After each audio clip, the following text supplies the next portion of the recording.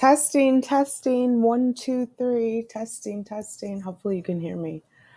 Oh, I should have set up the intro to play. Let me see if I can get my life together here. I hope everybody is well.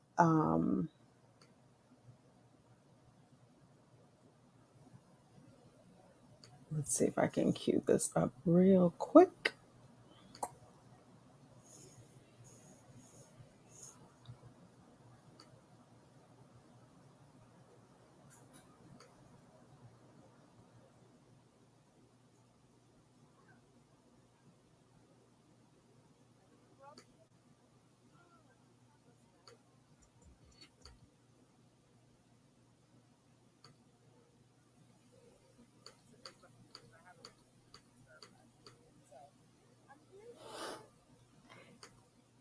Okay, let me try to cue it up. Share.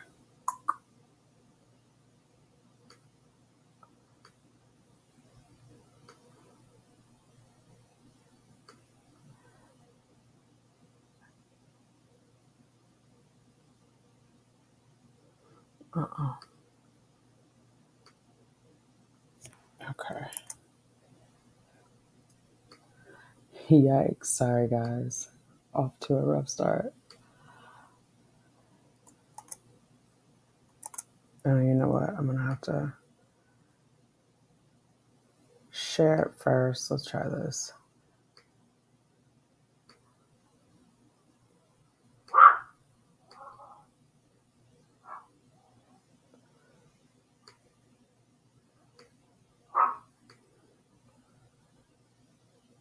Okay.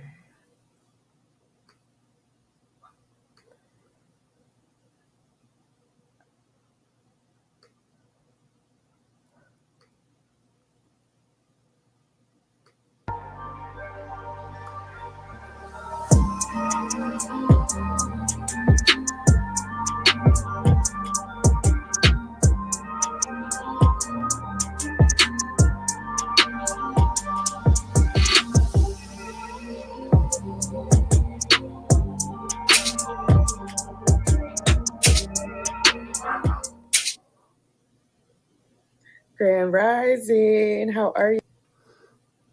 All right, that is the intro.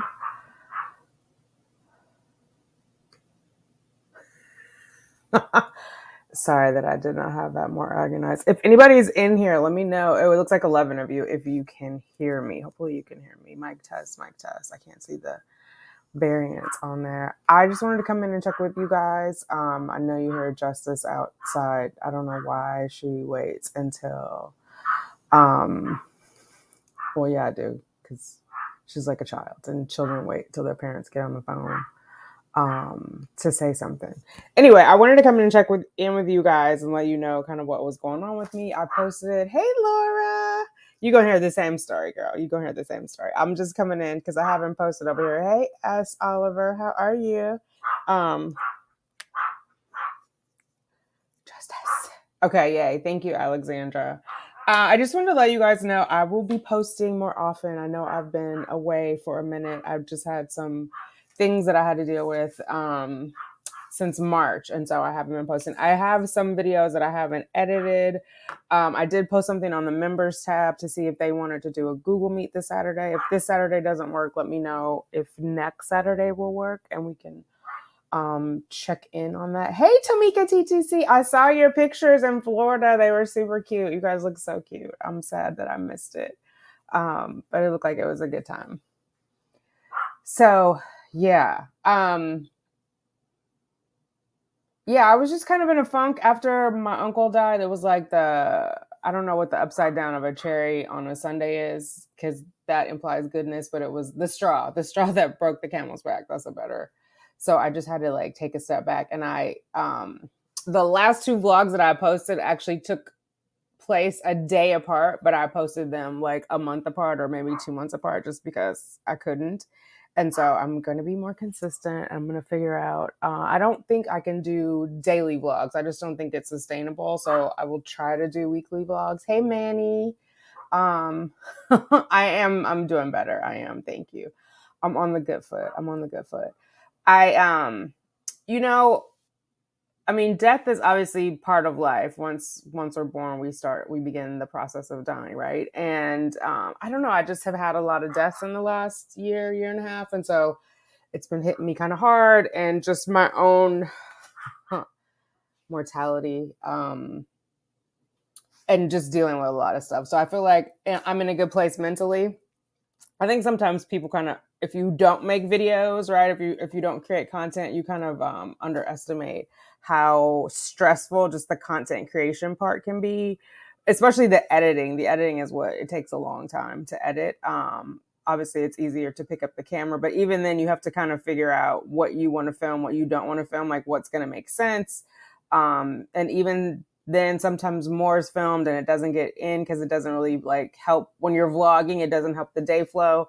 So it was strenuous. And then there's a whole bunch of vlogs that I just skipped over. I didn't when my face was really swollen. It was hard for me to look at it and edit it. Like it was just amplifying my kind of body dysmorphia. So I was like, let me take a break. It's YouTube. YouTube will be there. My mental health is more important. And so I was just coming back. It is blue. It's blue hair color. Thank you.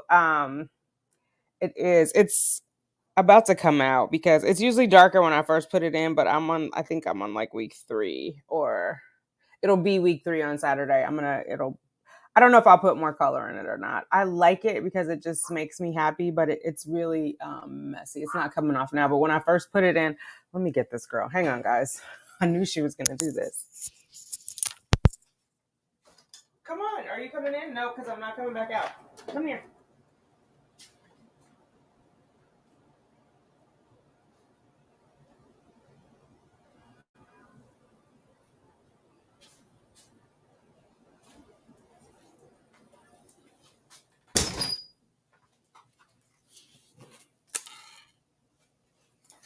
Oh my God.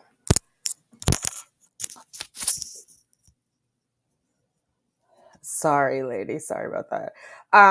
Yeah. So anyway, the blue will come out shortly, but it does make me feel good. I had on nails, but then I was caught myself cleaning, so I took the nails off. I have another set that I'm gonna put in after I do my toes. I got them these blue, which I had them in March before. I don't know if you guys, I can't remember if you saw them. If I ever get around to editing my California vlog, you'll see those. So yeah, I just want to come on here and remind everybody, in addition to say I'm coming back, is to really take care of your mental health and like where you are, what you have going on, and do a check-in. I'm fortunate enough to like have a job where I don't have to go into the office every day, post pandemic. And so some weeks I didn't go in at all. I think I only started going back. Like I took the week off the first week in May. So I was off from May 6th, which was a Friday, till that next Friday, obviously no Saturday and Sunday. So whatever that was, and just did nothing. Like when I'm saying I was having mental health struggles, I was definitely having mental health struggles to the point of like, I didn't want to get out of bed. I didn't want to get up and get dressed and all that stuff. Which means that I waited too late, obviously, to address whatever issues. I think, in my, desire to be like productive and strong, I was just trying to push through it, and I think I should have just like taken a break before then, because I was at that point, I was at mental exhaustion. I got a black eye the night on Cinco de Mayo. We had a work event on Cinco de Mayo, like an offsite, and then I already had planned to have the next day off, but that night I fell while we were skating, and I don't know why my hair is bunching up. Sorry, it's distracting me because the light is coming through. So that didn't help. Like I was already like, okay, I'm going to take this time off and recharge. Then I had a black eye. Then I was like dealing with all of that. So it was a lot going on. Long story short, I think just a reminder to take care of yourself and your like mental health and what's going on. And sometimes we feel like we can barrel through it, and then it actually ends up making it worse. Or if we just take a day or two, we might actually be able to recharge and catch up. Do you know what I mean? Like I was so exhausted, and people are like, oh, you should go away. But I was like, you don't understand when I'm saying I'm so exhausted. Like I can't go through like the logistics of getting on a plane and because I was already at the point, like when I fell, I didn't want to cry because all my coworkers were there, but then I went into the restroom and cried. Not so much from the pain, but just from like, it was this summation of kind of everything that I was going through. And then I was just prone to tears. So I could just see myself trying to get to an airport and get out of here and have just been a crazy person, right? Like if something went wrong or snapping at people, I don't like to snap at people. You know, I'm usually a nice person, but when I'm exhausted, I just don't think clearly.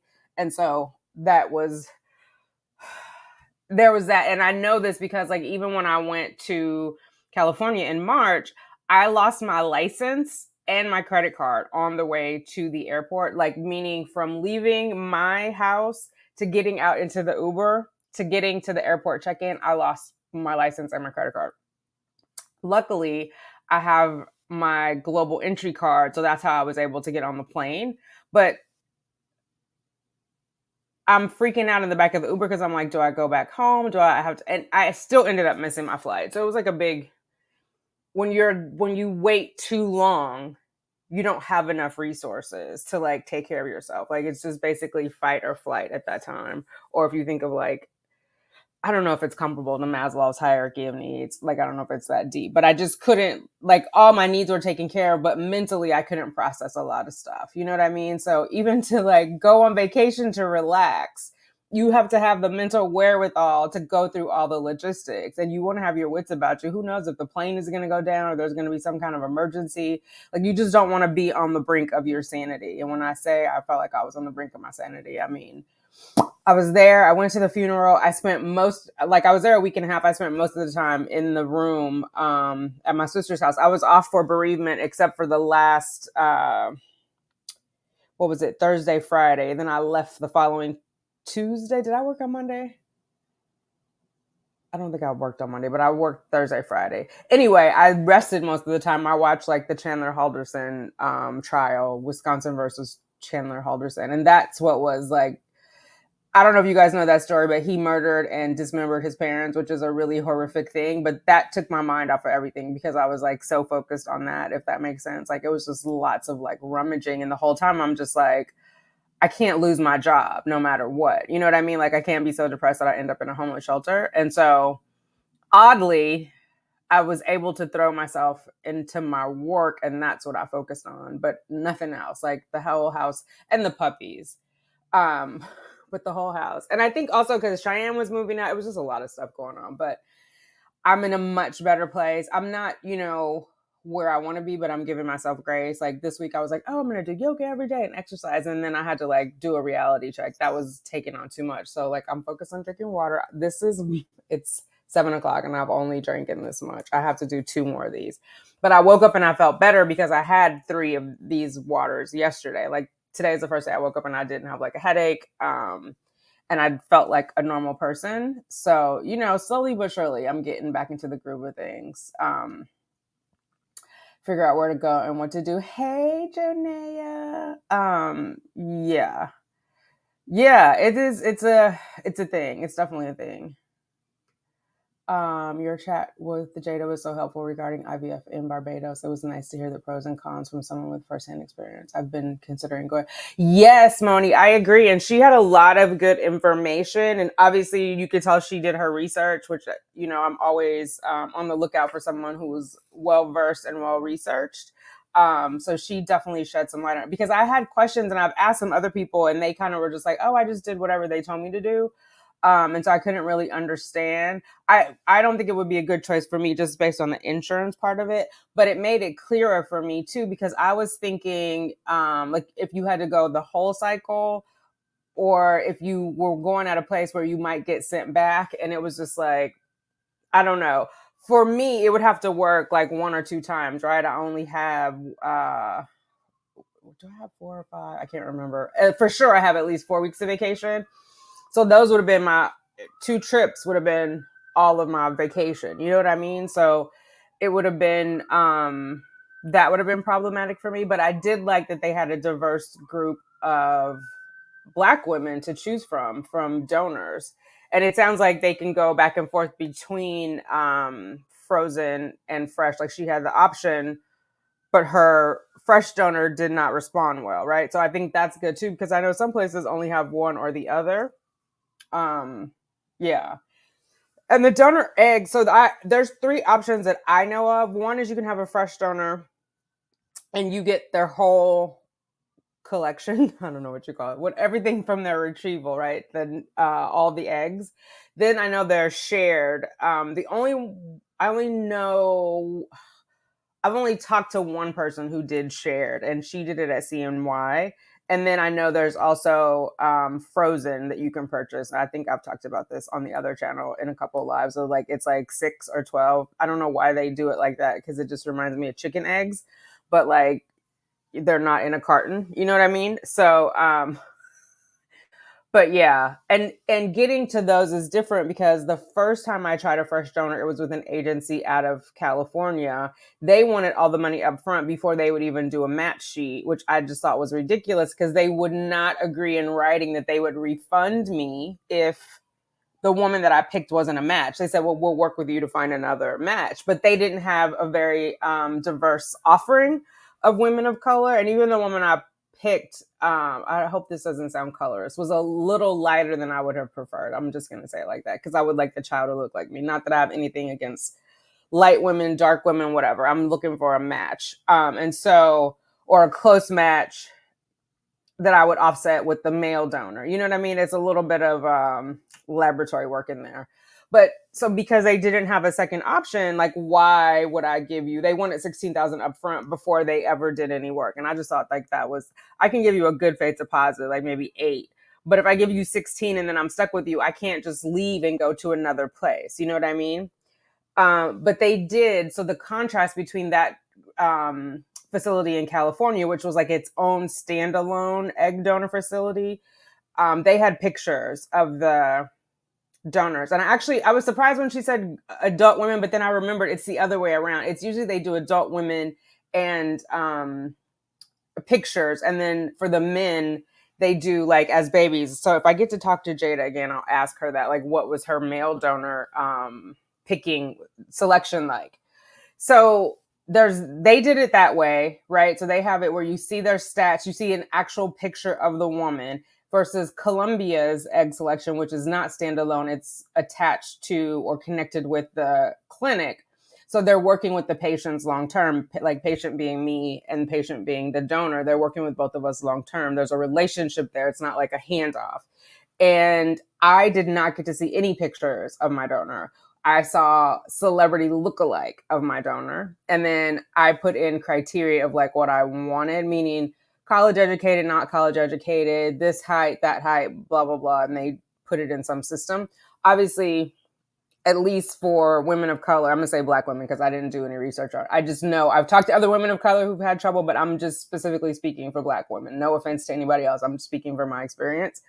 The more criteria you put in, the less options you have, right? If you have a very strict height requirement, if you have a very strict educational requirement, you just have less options. It just is what it is. There are more white women donors, so they have more options. There's going to be some people who are in college, some people who are not. So that's not necessarily going to be a barrier for you. And ultimately, like I went with someone who had not completed college, but who had gone to college because that was like a better fit for me. And at that age, I had not completed college. So it wasn't a big bother to me. I think she's 28 or she was 28 when she donated. I did not complete college until I was 31. So I was like, it's not an indicator that you're not intelligent because you haven't completed college at that age, especially if you were coming from a socioeconomically disadvantaged background, et cetera, et cetera. So I thought that was interesting. I didn't really go through the frozen process. I looked at some of the things online. I was under the impression that these women were online and they had already done a frozen and they would also be willing to do a fresh because I was kind of stuck on the fresh, and that was not the case. But they told you like the stats of how many kids she already had, how many times she already donated. I don't know. You have to be in the right headspace to pick because it's emotional because it's kind of like, well, at least for me, I thought of it like as my replacement, so to speak. And it's just a lot. There's a lot going on, and you're trying to like kind of. I don't know, maybe I'm a little biased because I'm in corporate America. I'm trying to like read between the lines of what they've written and what actually has happened. Do you know how sometimes on resumes they get like colorful language? It reads a little bit like a resume. Um, and I just have to stick to my guns on this. I feel like it's very misogynistic. Like these women are in bikinis, half naked. I'm not their buyer as far as I mean, even though I'm not their target buyer. Let me say it like that. It's either couples, or it's the men who are paying for it and they're like, oh, I want her. You know what I mean? Like, cause that they're looking, I think, just based on my perception of it, they're looking to have a sexual attraction. The men are looking to have a sexual attraction with the female donors. They're not expecting the same thing for the women when you pick the male donors because you're picking from a child. So that would be pretty fucking creepy for you to be sexually attracted to like an 8-year-old. You know what I mean? Like, so it's just a different, you know, we live in a patriarchal society. Anyway, um, let's see, what do we got? Who's feeling themselves? Let me see. I know this is off topic, but I wore makeup for the first time yesterday and I felt so good. There's something to the saying, look good. Yes, ma'am. I put on some eyelashes today. I think I had on some yesterday too. I put on some lip gloss. I heard that on, I don't know if you watch Lily yours truly, but she was saying, she gets to that, but she was like, her mom, she was doing something and she was like, you acting like you looking. You know, she was looking rough already. And so she was like, when you look good, you feel good. Yeah, there is definitely something to be said for that, which is how you know you're in a bad place when you can't even get up and brush your teeth and like comb your hair. I was on so many Teams calls with no camera on because I had my hair wrapped up in a colorful woman of color natural hair wrap, but I was not on camera. Or I'm like brushing my teeth at 1 o'clock in the afternoon. You know what I mean? Like, so you kind of further sink yourself into whatever it is you're living in. So I definitely am a fan of like, get up, brush your teeth, put some makeup on. I washed my face twice yesterday and the day before. So I'm feeling good about that because I had just been getting lazy. I was just like, well, I didn't put anything on it, but you know, that's not true. So it's like the bacteria gets on it. You're walking around. So congratulations to you, Brown Eyed Girl, for Brown Eyed Queen 2010 for putting your makeup on. I had to learn the makeup basics. I need to learn. Oh, YouTube. I've learned it all from. Not to say that I do a great job, but everything I've learned from YouTube. Okay, so that's why you were feeling yourself. Well, I'm glad you did that for yourself. And I'm glad you recognize that too. Yes. What do you ladies do for like little quick pick me ups?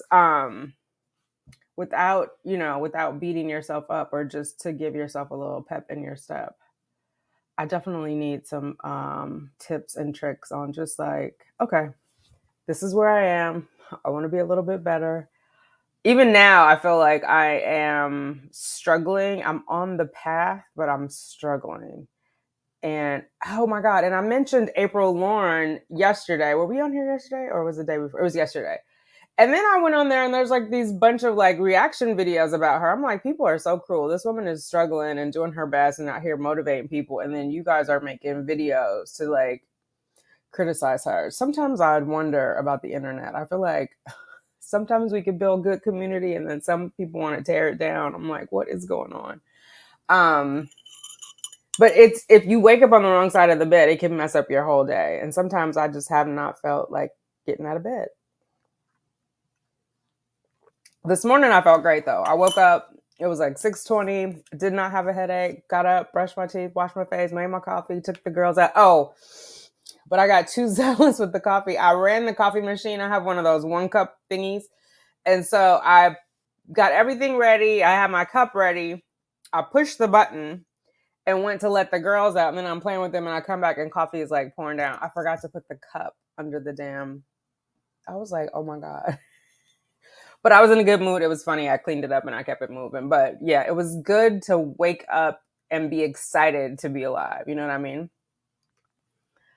You read a lot of motivational quotes when you feel bad. Oh, I like that. I did find one of my motivational quote books today. It was about TTC, so I didn't crack it open, but I did dig into my Abraham Hicks book and read through some things, and that felt good. You know what? I used to get up in the morning too and listen. Maybe I'll do that tomorrow and listen to some Abraham Hicks meditations. Maybe I'll do that and just like, you know, do something to feel good.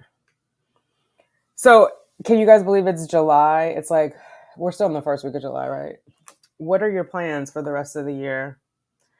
Let me know in the comments. While you guys do that, I will say I contacted BRI today because I realized, which is the Braverman Reproductive Immunologist. I realized I had an ultrasound that first week of March when I was on, I mean, not March, of May when I was on vacation, and I never got the results back. And so I was going through my email because that's when my anxiety is real bad. I don't check my email every day. And like I have 3 different emails. They each probably have like 6,000. So I just went in and typed in the nurse's name. And then I had seen there was a message from her saying Dr. Thornton was going to have a peer-to-peer review for my IVIG, which is basically they're going to justify. There was an insurance denial. They're going to justify like why is this medication needed for her transfer, and then either the insurance will approve it or deny it. But that was in April, and then I didn't hear anything. So I sent a note saying, "Hey, whatever happened to this peer to peer? What's going on with the? I never got my ultrasound results back." And then she sent me over to somebody else, a coordinator or whatever, and that lady was like, "Oh, I can get you in to see Dr. Dally, I think that's his name, the main guy. And he can go over your ultrasound is 7:13 good at, I can't remember, noon." So I was like, I responded back, "Yeah, it's good, but where? I've never seen Dr. Vidali. Where's Dr. Thornton, and who's going to be giving me the peer-to-peer review results?" And she was like, "Oh no, it's going to be with Dr. Vidali." But I'm like, I wonder, does anybody on here go to Braverman? I'm wondering if Dr. Thornton left there. But nobody sent an email. I can't remember if when Dr. O left Share, if they sent an email out. I feel like they didn't. I had a dream that he was out, but then I was like, "You're tripping," because I was still in California. And then when I came back and to try to set an appointment, they were like, "He's not here anymore." But I hope Dr. Thornton is. I mean, I have my protocol, so I guess it doesn't really matter, but I had a good rapport with Dr. Thornton, and he had a good rapport with, or he has a good rapport with Dr. McConnell. So we'll see. As long as you keep trying and keep taking steps, you'll get to a better place. Yes, that is the truth. Moni, it's been hard for me. I went from being fit and confident while TTC into feeling deflated. No baby yet. I had to sit in my sadness for a while. Now I'm climbing out of that mental rest. Like, oh, Moni, you and I are in the same place. Well, I don't know if that I was fit, but I was confident and on my way to being fit. But yeah. Sometimes it's just like you got to sit in it for a while, even though everybody. I know people are coming from a good place. I know their intentions are good because they're like, "You can do it. Just hang in there. It's going to be okay." And trying to encourage you. And it's just like, girl, that is not the encouragement I need. It's hard not to feel like your body is failing. It's hard not to feel like it's not fair. It's not fair. Like you do all the things that you're meant to do and then it's nothing. Which is why I'm over it. I know somebody was like, "Don't do this, don't do." I can't deal with the don'ts because that is not the reason.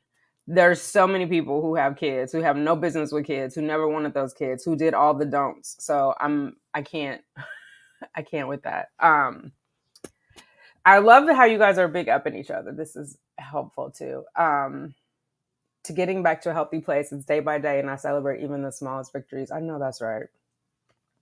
That's what I'm trying to do, Moni. Well, I should just be doing it, but I have to overcome the negative self-talk and just say like, this is like today I woke up and I was like, this yesterday was successful. I feel good this morning. I'm not feeling crappy. Just do it all over again. You know what I mean? For some reason in my mind, I was just like, okay, you do one thing one day, then you add on to that immediately the next day and add on to that. But it's not like that. You know, like if you get an injury, that's not how you go through rehab. Like you don't every single day build on it. Sometimes you just like, you nail it and then you keep nailing it. So you have like that steady foundation, then you build on it. Right. So that is what I'm trying to like talk myself through, but it's hard, you know, being a type A and wanting to get it all done. But it's like, there's some things I don't have control over. I just don't have control over how my body responds. The doctors don't have control over how my body responds. And so I have to get that out of my head of like, my body is failing me. But it's a journey. It's a journey. They never lie when they said it was a TTC journey or IVF journey, baby. I never knew I was going to be on this journey this long. I'm bipolar, so my emotions are up and down. So I'm constantly celebrating my small victories. Oh, that's good. That's good. I mean, that you've learned to manage that. You know what I mean? And it's interesting because I know even when I was like on my weight loss journey, celebrating like the non-scale victories was important too, right? So I didn't get focused on it. So I need to just figure out how to apply that. Yeah, but progress, right? Progress, not perfection, which is why I like watching April Lauren because she reminds me of that. And I see her getting closer to her goal. It doesn't have to happen overnight. Part of it is the time lapse age we live in with social media. And they're like, 7 days later, I was so tiny, or 7 days later, I fixed all my problems, or 30 days and I was out of debt, or whatever it is they're selling. I feel like it's always time lapse. And so I have to not take that on because it's not going to be time lapse for me. So, yeah, it's a little cray cray. So I like the idea, daily motivation, celebrating small victories. I'm going to write these down so I don't forget. Yeah. I've also been journaling a little bit, and I feel like that at least helps me clear my thoughts, or at least forces me into concise thoughts. You know what I mean? It helps me not ruminate. So that's been helping too. But I'm definitely going to add the daily motivations and the small victories. Celebrate. Yeah, that's good.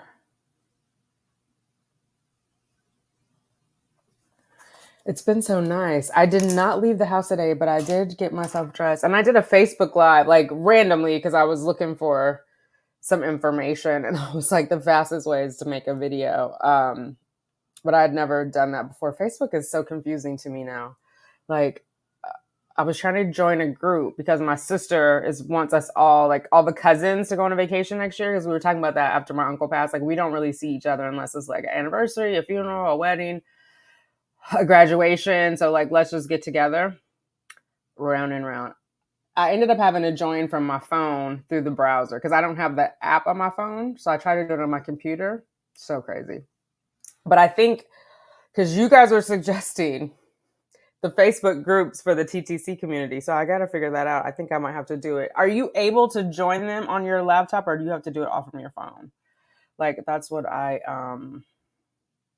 mean, phone from the browser, not from the app. I worry about putting the app on there. Facebook is not good for my mental health. It got me to New York. Did I ever tell you guys that? I reconnected with my high school sweetheart on Facebook. That's how I ended up in New York. But we had an epic breakup, and Facebook was hard. Especially because we announced to everybody that we reconnected and we're moving to New York. So, hey, Timberly! I didn't even see this. You've been trying since 2008 to get okay mentally. So far, no improvement. I prayed and went to therapy. I can't continue feeling this way. Yeah. Yeah. Well, it sounds like you're on the right track. It might be a different therapist. It might be, I will say this is the worst that I've felt through this whole TTC journey. And if I'm honest, it really started last year in September, right? Because I think, if I remember right, the August was my last transfer. Obviously, it failed. And then September, I did the biopsy. So I was like hopeful, but I was obviously disappointed because, especially going through my head, now I've gone to donor eggs. You guys told me donor eggs was the end all be all. 4 transfers later, no baby. Now we want to go back and look at my uterus. Now we want to. So it was, I know it's like, I know it's not healthy to ruminate over that, right? Because I can't go back and change it. I realize that. But I'm human. Those are the thoughts that are running through my head. Like, what if we would have done this before? But what if is useless at this point? But so I started struggling then. By December, I was in a really bad way. And I just thought, oh, it's the holidays. I'll feel better in January. I came up with the January plan and still just struggled through. And so that's why in March, by the time my uncle died, I was just like done. If I made it to the finish line, I made it with a face plant, So I think, being honest and being real with ourselves about where we are mentally is helpful.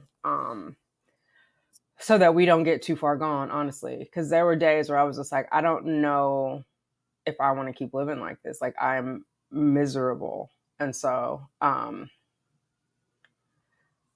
missing some of these. I got to turn this air on. I don't know why. I think it's chilly. And then I get on here and I get warm.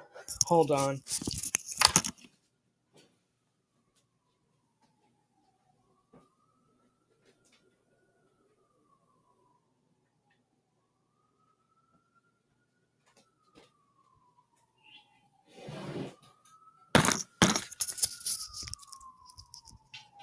Okay. Sorry about that. At least I remember to put my headphones in. Okay. Moni, I've learned is to fiercely protect my peace. People would come to me with unsolicited TCC advice under the guise of meaning well. No more of that. They were planting seeds of doubt and negativity. Yes, Moni. And I realized that late because I kept making excuses for people like, oh, they mean well, this, that, and other. And so I'm taking the hits in order to protect their feelings. And then I was having ridiculous outbursts, not healthy at all either way. So I just like, I'm figuring out how to push back and just be like, take it over there. Take that up the road. Oh, happy birthday. Mrs. Gemini, you turned 40 on June 4th. Was so happy for my transfer 616 BFP. Oh my God, congratulations. First ultrasound set. No, last night. I'm so sorry. Oh, that sucks. That is shitty. I'm sorry. I understand. +1 on the journaling. It's been helpful to empty my head onto the pages of my journal. It's helping mental health. I integrate creativity and draw and use colors too.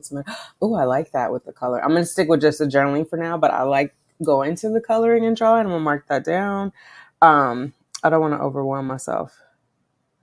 Journaling plus coloring, drawing. Yeah, it just feels good to like get it out of my head. Because sometimes I feel like a ping pong machine. Is that what it's? Not a ping pong. What are the pinball? A pinball machine where it's like boom, boom, boom, boom, boom. I feel like my thoughts. Oh, sorry, you didn't like that noise. I feel like my thoughts are just like ricocheting all around in my head, and putting it on paper helps me just like, okay, it's there. And I do mine in the evening. I know some people do it in the morning. Maybe I'll get to that, but it just is like, for lack of better phrasing, I just get to like empty my head at night, and it also helps me sleep better. Because I had been doing the jaw clenching, which was horrible. Just going to bed with a lot of angst, a lot of like stuff on my mind. And for some reason, I thought, well, the less I do during the day, the less I have to think about. But that's not how it works. Oh, there's a Facebook group app. Thank you, Mailing. Look at you. Okay. Facebook group app. Good. I did not want to download Messenger. That was my thing. I think I told you guys there was one time in my life where around, I guess, 2016, 2017, I kept getting like dick pics unsolicited on Messenger. And I was like, how are these people finding me? Like, my Facebook's not even open like that. Oh, I know what it was. I was doing another YouTube channel with somebody, and it was the promo Facebook page. They were sending it to that because I was managing the social media for that channel, and I was just like, I can't take this. Just download the app. Okay, thank you.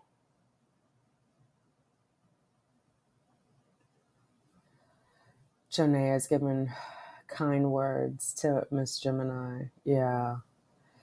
Definitely good advice. Be gentle. Be gentle with yourself. It's just not an easy place to be in. It's not an easy place to be in. And I feel like the positive and then the loss is the worst. It's gut wrenching. Just try not to blame yourself. And yeah, I'm sorry for your loss. I don't want to say anything trite just to be saying something. I'm sorry for your loss. Being gentle to yourself is sound advice. When I'm super anxious, I try to park myself next to an open window and smell the air. It helps a lot. Also, I take Lexapro. What is Lexapro? I like that idea. I do find sitting out on the terrace in the evening helps, or walking the girls to the park helps too. But both of the, well, I can sit down on the terrace and my hair can look kind of crazy because I don't care about the people across the street. But going to the park is a little. I really, really want to build the yoga back into my practice. I thought I was going to get up and do it every day this week, but that ended up not making sense. But that also, like yoga in the morning and I think writing at night will be good. We'll see. So Alexandra is giving you condolences too, Miss Gemini. And Brown Eyed Queen is sending you prayers. I love the support, ladies. I meant that I use colored markers and bold certain words or thoughts or use block letters and things. Oh, I like that. Okay. Ooh, for emphasis. I got you. And I have, listen, I'm a marker fool. I bought so many markers to do the vision board. I have tons and tons of markers, so I like that. I can incorporate that faster than drawing. Miss Gemini, I'm trying to be positive knowing that I have two more. I don't want to go in without taking a moment, but feel like time isn't my friend. Oh, I know that feeling. I know that feeling. I'm praying that one or both of those are your sticky babies. Give yourself time to process. I think for me, the struggle with why it's taking me so long to get back on the horse, so to speak, is that I have to be mentally prepared for a no. I was not mentally prepared last year for 4 no's. I just wasn't because I was led to believe that donor eggs were the answer. So it just never occurred to me. You know what I mean? Like I was for sure coming out of 2021 pregnant. So that is why like, and it scares me to think that because then I'm like, am I going into it negative by saying I have to be prepared or am I being practical? You know what I mean? Like, I don't want to be some bitter old TTC lady, but I don't know. I don't know. I feel better about it now. I feel like I am, by next month, I should be mentally able to handle it. But if I'm not, it's no shame in my game. I won't go through with the cycle. Like, because I was doing that earlier this year, again, to people please, when people are like, when are you going to do it? When are you going to do it? When are you going to do it? When's your next cycle? So then I was just like, oh, it's in March or you know what I mean? Because of other people, but I wasn't ready. And so I trust your judgment for yourself. Obviously, you know best for you. I would just encourage you to consider, all of the avenues for your, like, protect your peace. Antidepressant that's also used to treat. Oh, interesting. Okay, so it's kind of like Zoloft then, because I have Zoloft for anxiety, but I know they also use it for depression. Anxiety and depression are cousins, I swear. Or stepsisters or whatever the closest thing they can be. Oh,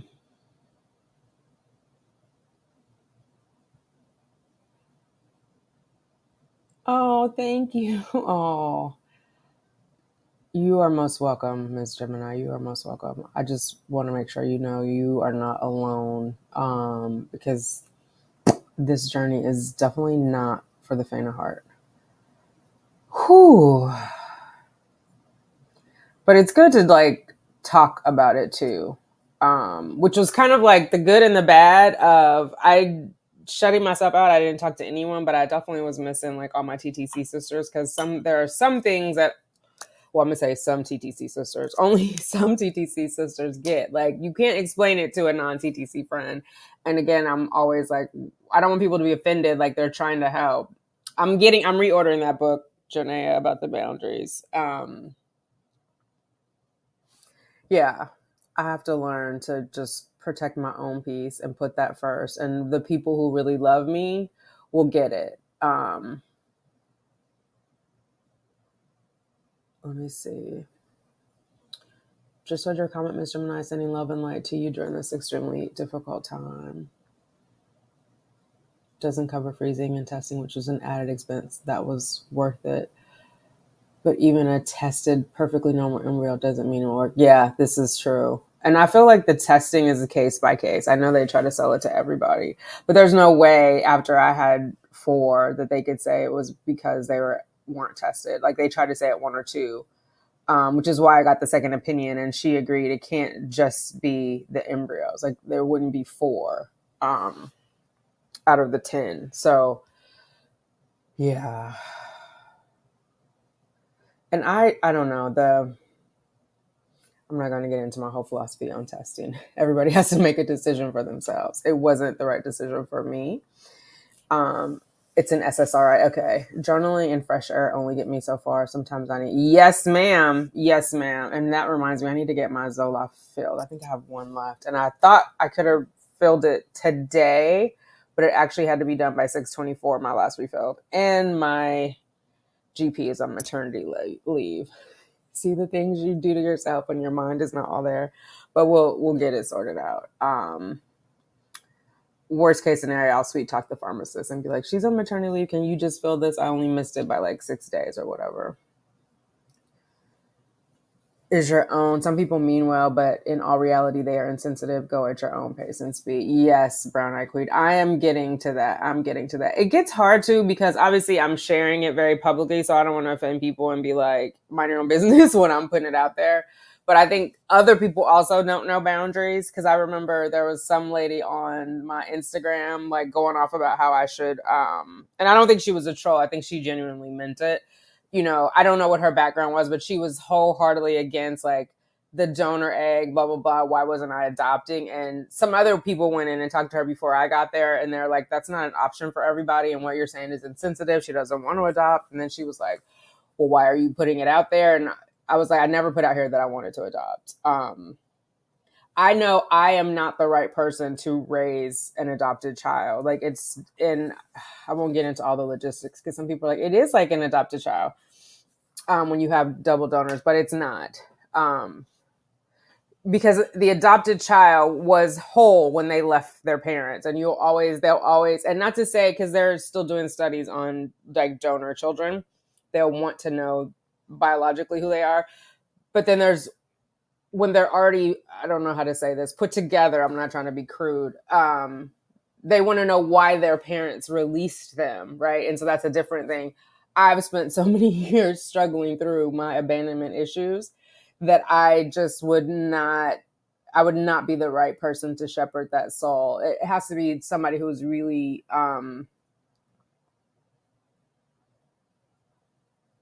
strong in their own sense of belonging and not struggle with it, I think. Because I would understand the child's wrath, and I don't know, I wouldn't be able to justify it. I think like really gracious adoptive parents are like, they wanted the best for you and it's all good, and you know, your life is better because of it. And I just could not sell that Kool-Aid.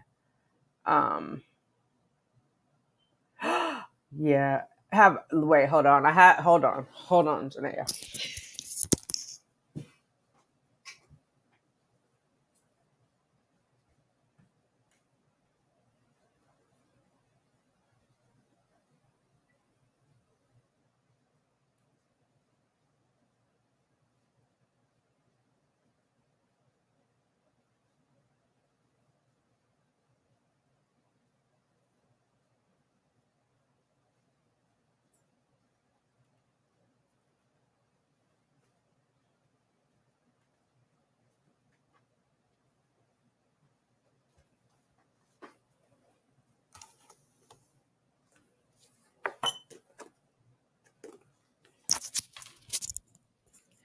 I was on my bookshelf today, or is that what it's called when there's more than one shelf? Whatever. And this popped out at me today. I started it a couple years ago. I haven't finished it. But you asking me that is a confirmation. There's a reason why it was popping out at me today. How to stop controlling others and start caring for yourself. So I'm going to read this. Actually, I'm going to read this before I reorder the Boundaries book. I pulled both of them, but I ended up reading a little bit of this today. But yeah, it's in my arsenal. It's a tool. I just need to use the right tools. I was convinced that with my age and having PCOS, it was best to test. Yeah, I wholeheartedly believe there are certain circumstances when people, it makes sense for them to test. I know also sometimes people have genetic issues and other things. If you are more susceptible to chromosomal issues, I'm not totally against it. Just for me, I didn't think it was the right, in my circumstance, I didn't think it was the right decision. If my embryo had made it to day 5 when I was at Share, I would have tested that one. Only because I wanted to at least have one more transfer left for my insurance. Because I think, well, I don't know. I just wanted to have one more so that they didn't try to just close up my whole insurance profile. And it didn't make it. So, because there's the other thing too of like, I know there's some people are like, well, I want to test because if I don't test, I could end up losing it. But I feel like they haven't been informed by their doctors fully. And that I'm not going to knock anybody off their horse. Like everybody has to get their information, right? And so it's not true that just because you test, it will be a successful pregnancy. That's the thing. And I think doctors have to say that. Just like it's not true that if you have 4 transfers with donor eggs of a young woman, that you're going to end up pregnant with one of them, you know? Wait, is that the author's name? Okay. I'm like, who's Beatty? Is it Beatty? Okay. Let me get through it. I've had it. I'm actually ashamed to say I've had that one for several years. I started reading it and I think I must have put it down in 2019. I'm going to start again from the beginning because it's been a minute, but yeah. A 20-year-old, but my fiance doesn't have any kids, but we both decided if IVF doesn't work, I'm sorry, but I can't do adoption either.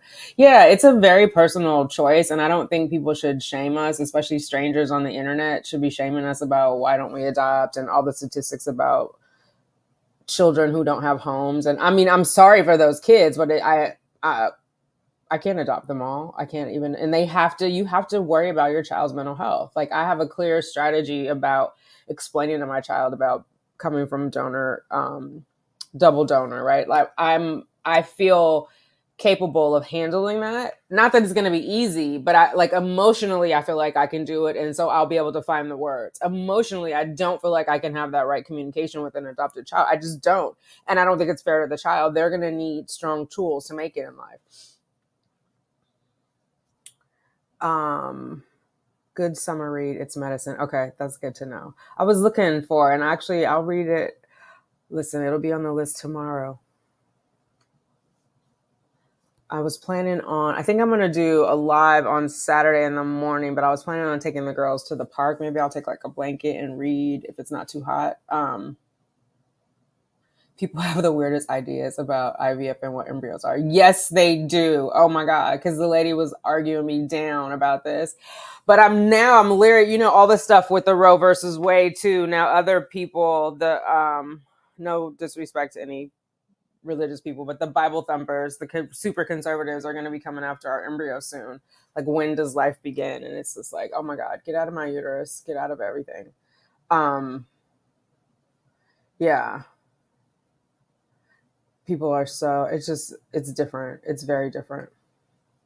Yeah, I need to finish that book. I got that one right after I did Brene Brown. I'd read like 2 of her books, and then that seemed like the next logical step.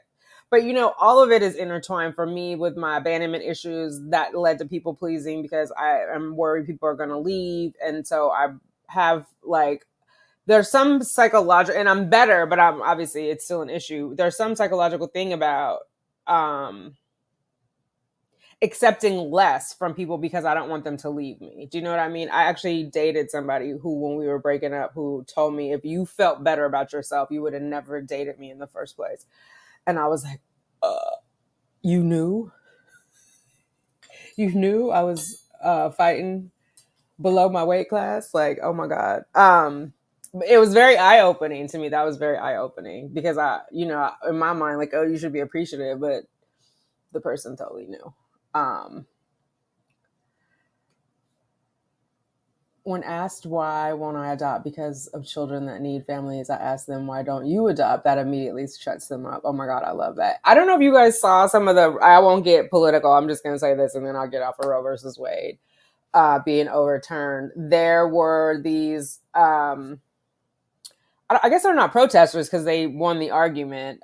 What is it when you're, it's not a contester. What is it when you, whatever it is, they're out there with the signs, I'll adopt your kids, I'll adopt your kids. And it's like, that would be, if I was having a child, the last person I would consider. Like somebody off on the side of the road at a pro or anti-abortion rally. You know what I mean? Like that sounds strange. So yeah, I mean, honestly, because a couple of years I thought, well, maybe I'll foster, but it was coming from a selfish place, right? It was coming from a need that I had and not really a desire to solve a problem they had. So that's a non-starter. But then also, I'm a single person. I live in New York. They're going to want to be in my house. Not the kids, obviously the kids will be here, but like the bureaucracy and the whatever else. It's just a lot to go through, and you don't know what those kids are coming from, but a lot of the kids end up being well, not a lot, a sufficient amount end up being adopted. And so because of that statistic, like if I were to apply for adoption in New York, they would lean me toward an older child. Like I wouldn't be able to get a child older, meaning like 8 or above, but 1 through 7 are your formative years. And in that case, there's even more baggage because they've actually potentially bonded with their biological or some biological family member. So there's more trauma associated with more feeling of abandonment. And how do you fix that? You know what I mean? And like if you're fostering them first, hopefully they have some interaction with their family. And even when it's bad, even when like the relationship is bad, you still want to see them. Like I still wanted to see my dad, even though he couldn't be bothered with me, even when I went to visit him. I hung out with my siblings, but it's a lot of psychological stuff that people don't think about. It's not just a quick fix of like, oh, you have a clean home and a good job here, take this kid. Like that's not how it works. Oh wait, what did Ocean Baby say? Let's see. Oh yes, an embryo is not a full-grown child, and moreover, someone's fertility journey isn't a prompt for you to go off and write a Twilight Zone episode about what if eggs were baby. Oh my God, speak on it. Yes. Aloha. I don't know who who your sweetheart is. I'm just assuming it's me, or I'm just saying aloha, Ocean Baby. Tried so much at this point, I'm just letting it run its course. Sorry for the late response.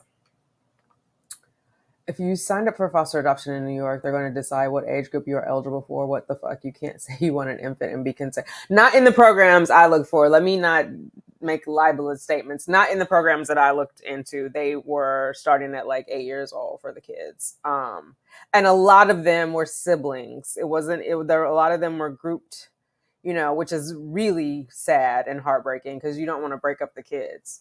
But yeah, I don't know. New York is kind of wild. There's a lot of poverty in New York. Let me say it like that. I'm not even going to blame it necessarily on the parents. There's some systemic issues going on there too. I don't understand why people think it's our responsibility to adopt children. Like only the people that are struggling to have children are supposed to adopt. Exactly. It's almost, and I don't mean any disrespect to these children, but it's almost like, well, you can't get what you want and you can't get what you want, so you guys should be together. You know what I mean? Like make a compromise. And I have to say, I think a lot of people outside of the fertility community don't recognize the losses along the way. And to stop from like birthing a child, raising a child, to go to adopting someone else's child is a loss. And some people don't make that transition. Just as the same as like when I started, I did not think I was going to be able to make the transition to donor eggs. I had to acknowledge that loss. So when people are like very flip, and it feels flip because it's not like you're a mad scientist and you thought of some shit that nobody else thought of. Oh, you should adopt. Oh my God, why didn't I think of that? You know what I mean? Like that is never happening. So you either are dumb or have some other agenda. Like that's the point where I go, that's beyond well-meaning. I don't know who you're advocating for, but you're talking to the wrong, you're out of the wrong market there. So it's just a little, I've never heard of anybody being like, oh, I was trying for so many years and I didn't know what I was going to do. And then I met this total stranger on the internet and they suggested I should adopt. And everything became clear for me. I mean, just because I haven't met them doesn't mean they don't exist, but it seems far-fetched. Oh, hey, Deidre. Aloha. Oh, I like this name, Ocean Baby. I almost thought it was you, but then I was like, oh, she hasn't been on YouTube. That's funny. Hello, Deidre. I was thinking about you the other day, too. I need some of that lipstick. I need some blue lipstick, ma'am. I'm going to have to call you. When is your product coming to market? I'll be an ambassador for you.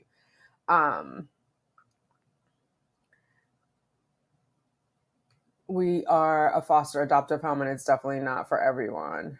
Yeah, I think you have to have the temperament, and God bless you for doing it. You just definitely have to have the temperament, not only for the children, the children's families, and the bureaucracy of like whoever is handling with it. And I say this all the time. I'm a true crime junkie. I don't have a lot of faith in like the CPS, DFACS people. So I know there are good people in the system. I know on both sides there are good people. There are good foster homes. There are good, there are children who don't have a lot of trauma that they're dealing with. But I think when you're in that situation as a child, there is some amount of trauma. Like I can't imagine not being traumatized, like packing up all my stuff and going to a stranger's house. No matter what hell I was living in, it's still a trauma. It's still a loss. And then I've heard of stories of like some people doing it for the money. Like, I don't know if you guys saw that one story.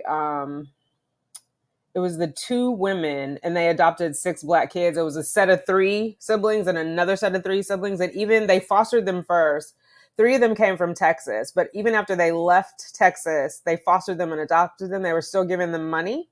And they ended up killing all of them. They killed all the kids and themselves. I can't think of the family's name. It was 2 women. They did it in California. Now I got to do it.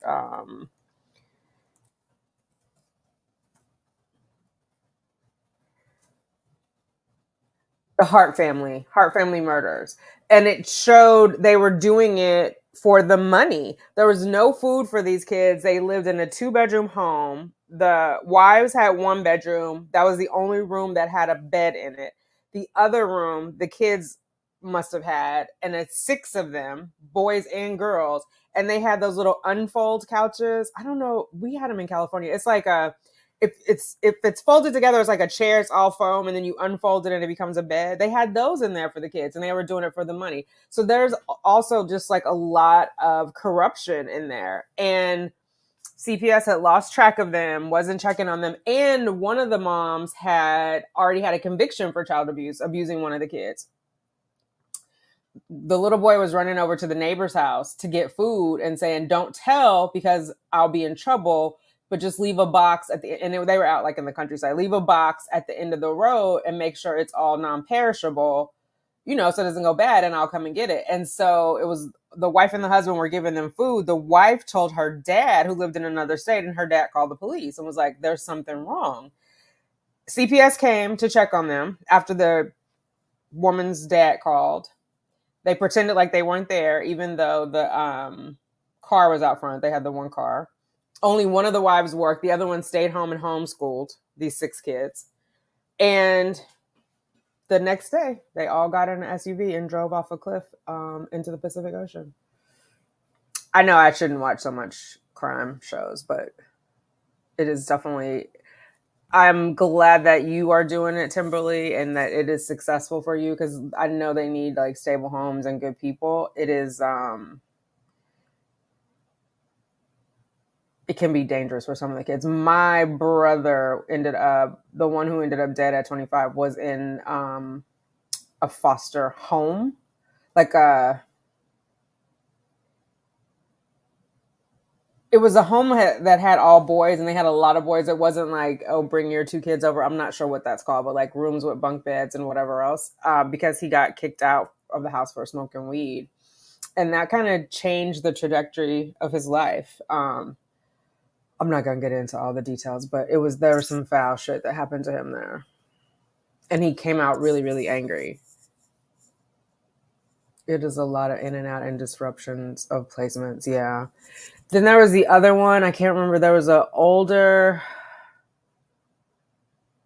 name was Jennifer something. She killed her foster daughter. And she was like running for district council. Her and her husband, the woman's, I'm not going to go into her name was Jennifer, but there's a lot of, it just scares me I used to work in adoption, and there's still a sadness with the couples who are referred by Resolve. 20 years later, I still remember, oh, yeah, yeah, because it is no matter what, no matter how, unless you were very young and knew I'm going to adopt. And I've seen some of those couples on YouTube where they're like, they wanted to adopt and they wanted to have biological children. They were no bones about it. But if that's not where you're coming from, it's a loss. Even if you end up with a kid, it's a loss. And you have to take a moment to say, I'm going to become a parent, but not in the way that I thought I was, right? And you have to have that time to grieve. And none of the professionals talk about that. Like, none of them are like, you need to give yourself time to grieve, or it's okay to grieve, or acknowledging that it's a loss. And sometimes I feel like when you're in the middle, like you haven't fully grasped the loss of like, or you're on the edge of like, I might not be able to do this, then people are shoving adoption in your face. That's like, it's brutal. It's brutal. Like, hold on. Cause they're like forcing you into a grief process of like, well, I don't believe you're going to be successful that way. So how about this? And then, well, if they don't believe, then you have to look, well, am I too far gone? Should I not be believing? It's just a lot of stuff coming at you. Um, Yeah. Oh, wow. Yeah. We're placing children who are most likely to be adoptable at some point. Is that not right? I thought that was the case too. Um, but I know, like, at least the places that I looked at here when I was looking back in 2016, they ask you, like, they're looking for foster to adopt. And I wasn't sure at that point that I wanted to.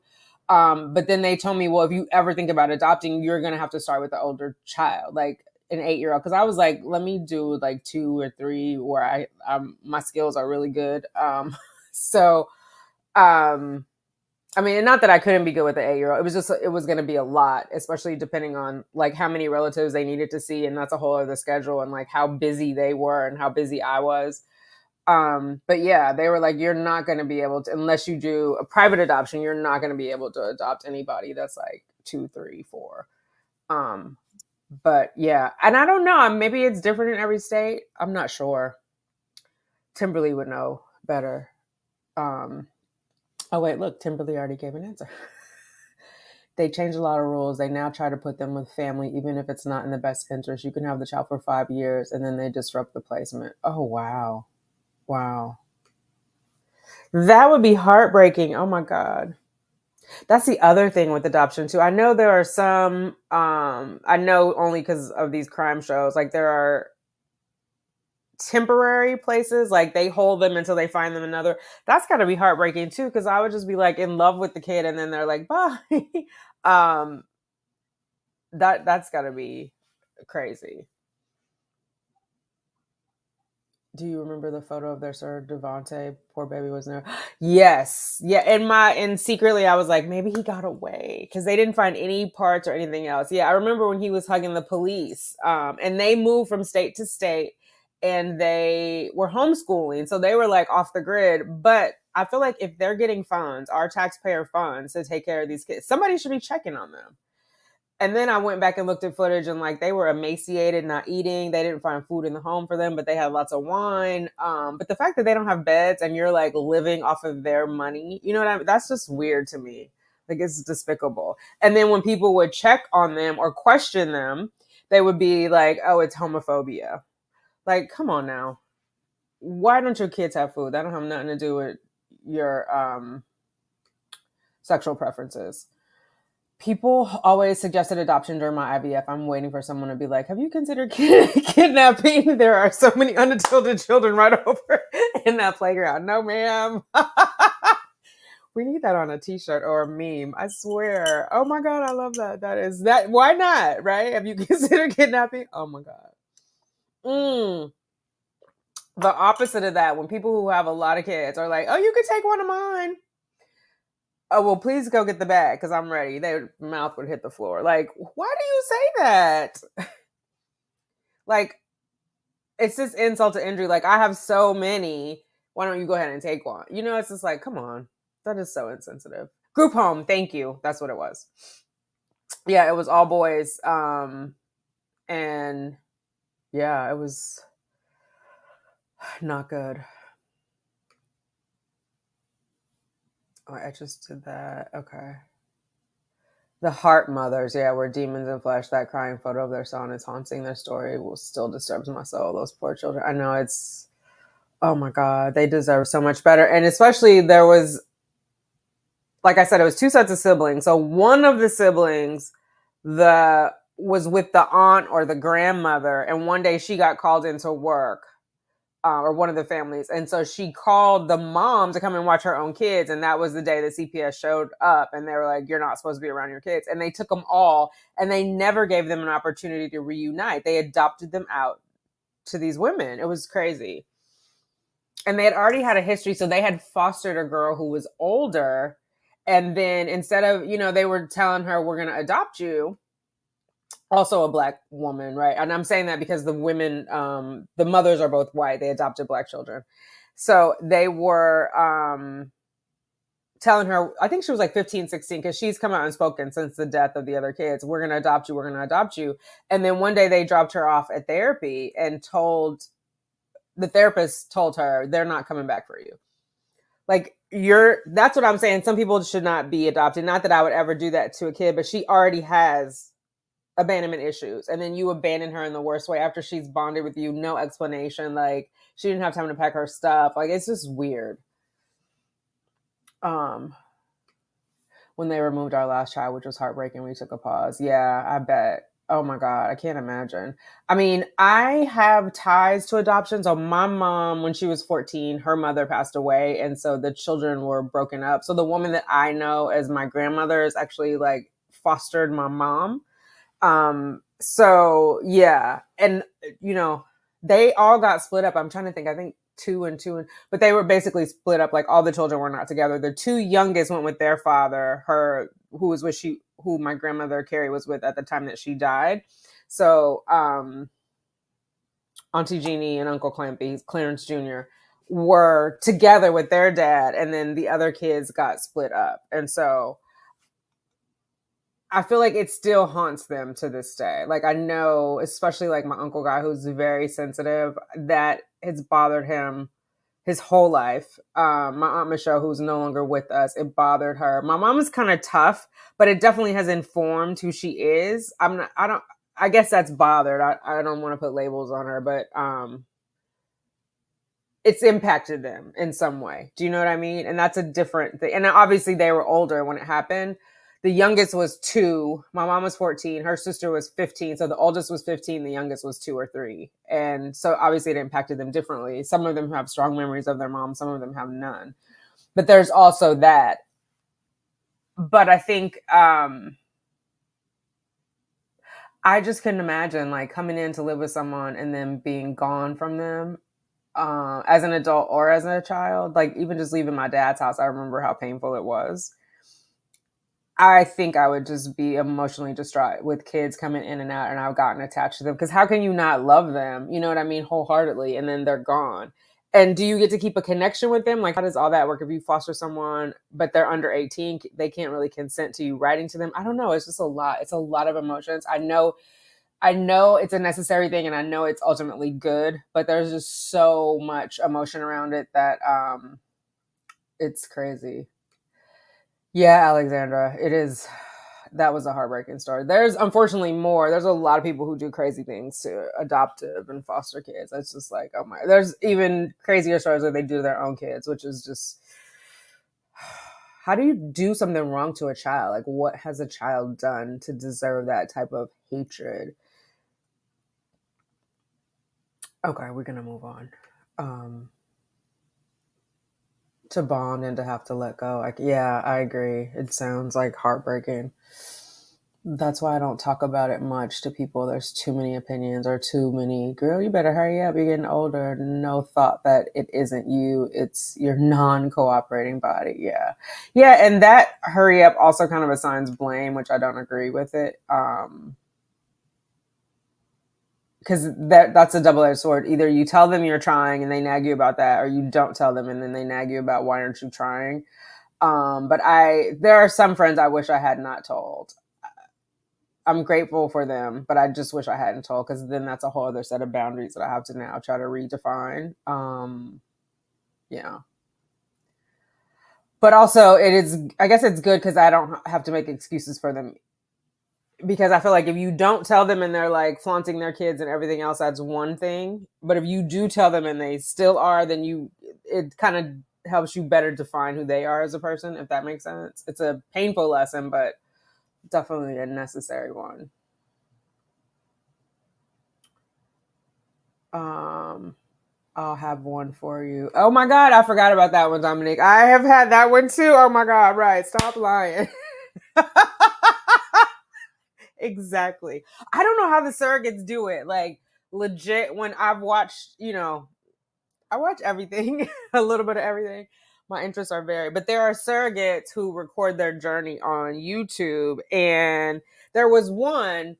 So, do you guys know during the lockdown, like there was people who had babies and they couldn't get them? I just get blue, man. And they couldn't get them out of the country. Like they were surrogates for international families. So, some of these women had these babies and kept them for like 18 months because their parents couldn't leave like France or wherever to come to America. And the American couldn't leave America to go to France because of all the lockdowns.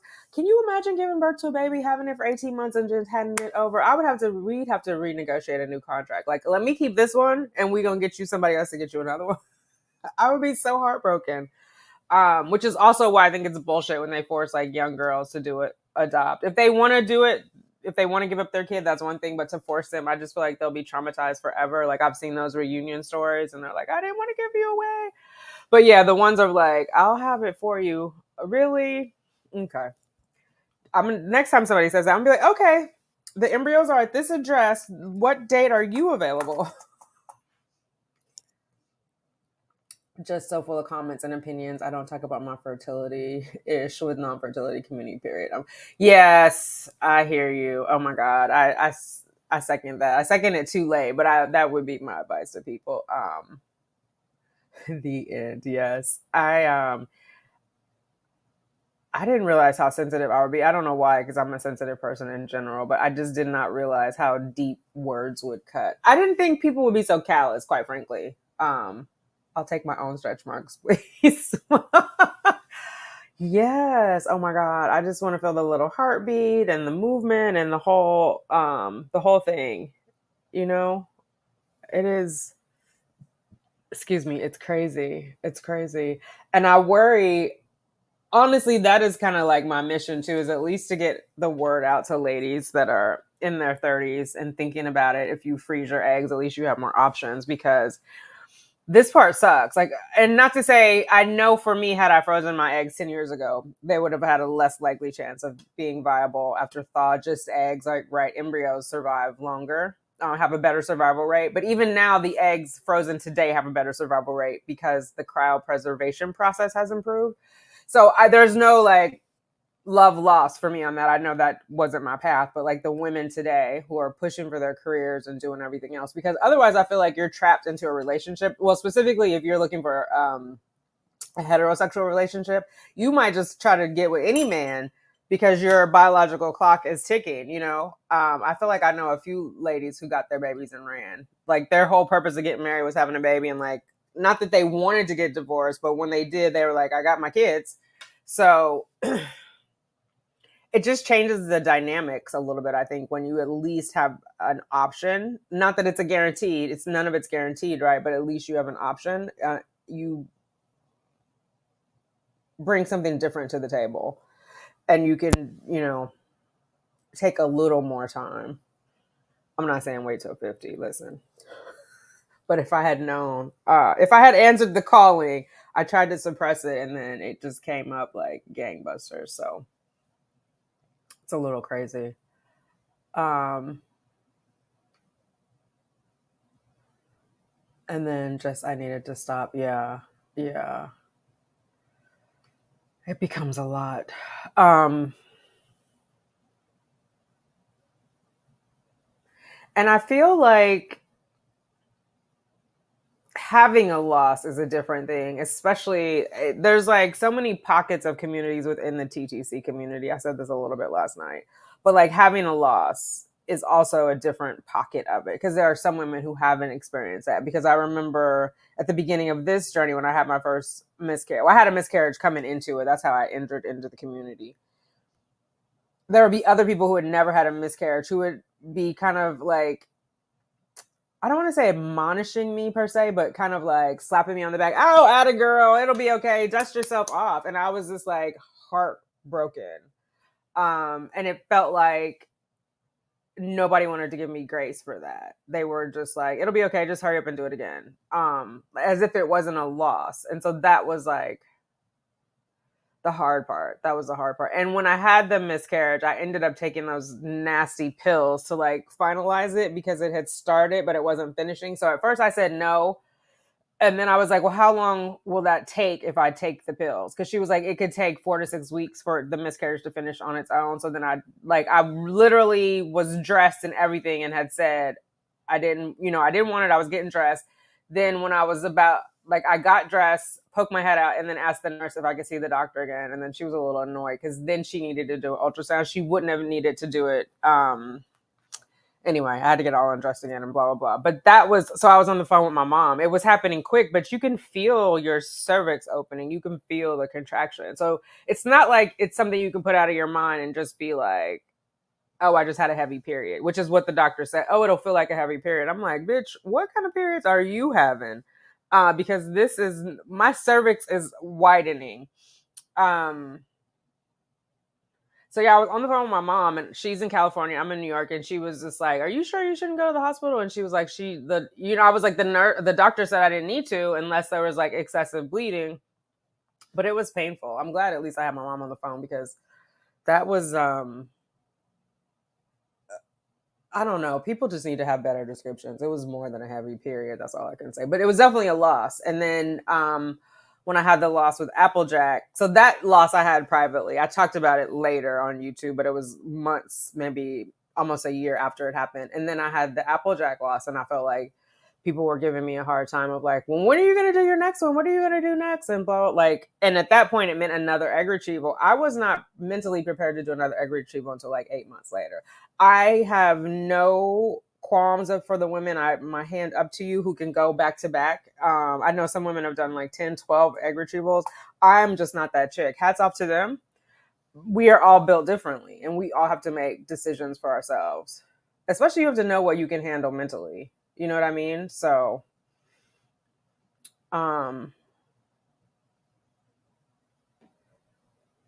yes. Uh-oh. Empathy. It sounds like someone projecting their own insecurities. Yeah.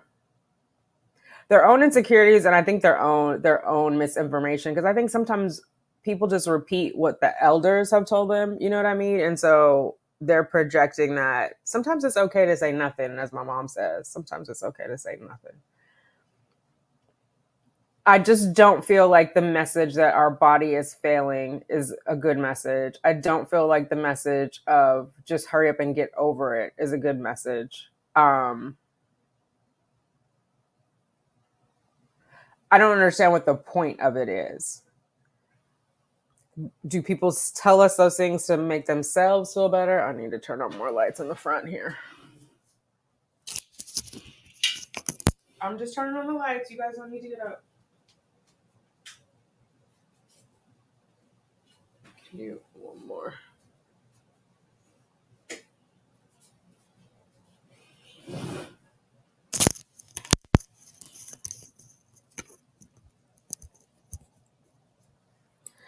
So sorry about that. I think people are trying to mean well, but I also, if you haven't had a loss, I just think like maybe don't rush somebody along in their grieving process. Totally different. Mine was hell, 45 days, and exactly. Yeah, I almost wish I hadn't done it, but when she said it could take place over 4 to 5 weeks if I didn't do the medical intervention, that scared me, because I was like, I need to get to work, and but it was definitely not like a heavy period. I was just like, she is crazy, and I told her, and then she was like, gave me, after, because I had to go in for the follow up or whatever, and she was like, oh, it's different for everyone. They were kind of happy, like, Oh, I'm so sorry, Timberly. That's bullshit. Oh my God. I don't like that. God knew what he was doing. I hate when people say that, or when they're like, oh, everything happens for a reason, or God has a plan. Like, what are you saying to me exactly? Does he have a plan for me to choke the shit out of you? And at 7 months, like, that is, I'm so sorry. Oh my God. Oof. My anxiety is so heightened that I'm honestly scared to try on my own anymore. Now thinking that starting with 25 eggs, 12 fertilized, to only 3 being normal. It totally mind fucks you. Oh my God. Wow. Yeah. And these are the things, like, I feel like doctors should be clear about it going into it. You know what I mean? Um, yeah. Wow. And in that case, definitely good that you had them tested. Like, imagine trying to do 12 transfers. Like, oh my God. Yeah, my anxiety is high about it too. I'm definitely, again, that's what I'm saying. I don't know. I'm trying not to be negative, but I know I have to be mentally prepared for if it's negative, if the test is negative. Like, I just have to. Like, otherwise, I'm doing what the doctor's doing, only saying the sunny side, right? Because it is a possibility. Of course, I hope it's not, but I can't go into it on the brink of sanity and then have a negative and then jump off my terrors. Like, that doesn't make sense for anybody.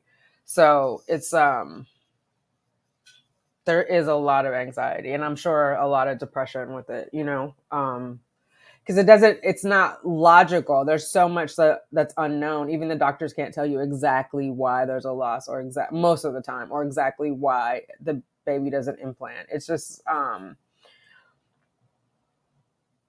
I know, like, what was the therapist saying about anxiety? It's like things you can't control. It's all logical. Like, when you think about it logically, yeah, I shouldn't have anxiety, but I do. Like, and I have at this point an anxiety disorder. So it's just like tools. But I did write down, we're gonna do daily motivational reading, celebrating small victories, journaling, using coloring with pens for emphasis, and drawing. And I'm gonna find this Facebook group for donor egg IVF. We're just gonna I'm not gonna keep lamenting.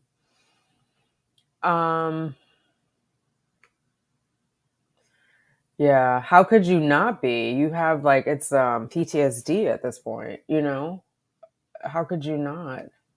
I can't even I know I'm going to be a wreck until I have my baby in my arms, because I've had the losses. So especially to have, like, 7 months where you've had, like, the heartbeat and all that. Of course, you're going to have that fear, concern.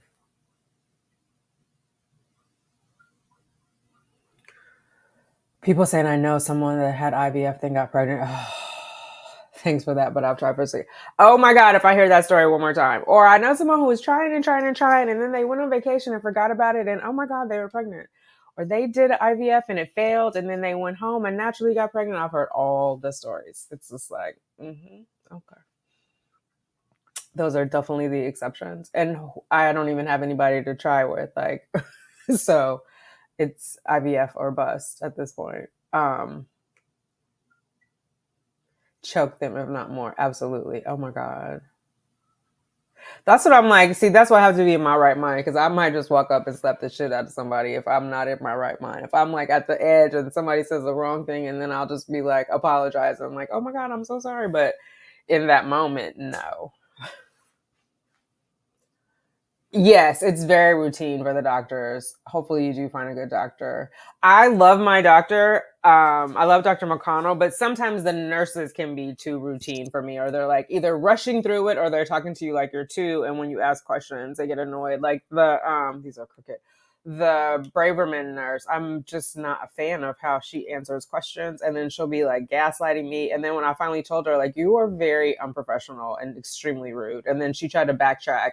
Then she sent a follow-up email, like, to cover her ass. And then she was like, well, all I was saying was, we have to be careful with the insurance because we don't want to be accused of fraud. And I'm like, bitch, I don't want to be accused of fraud. I never asked you to defraud the insurance. I'm asking you what the criteria is for qualification. Like, how is this being coded? I'm asking you a question. I'm not asking you to commit fraud.